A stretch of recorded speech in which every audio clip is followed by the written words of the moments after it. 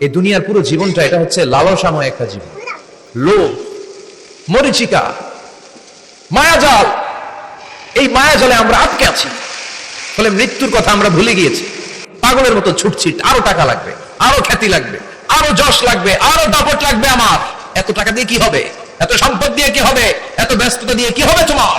Stop, থামুন, অনেক হয়েছে। আমরা থামুন, take a rest, take a breath and think about death. Think that you have to go back to your Lord. একটু বসেন না, একটু ভাবেন যে আমাকে চলে যেতে হবে, চলে যেতে হবে। এই কোলাহল, এই ব্যস্ততা, এগুলো থাকবো না আমি।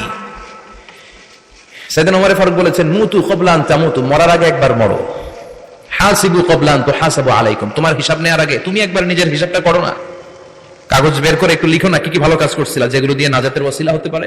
1 2 3, আর কি কি আকাম কুকাম করছো দেখো না, লিখে দেখো তোমার অবস্থাটা কি।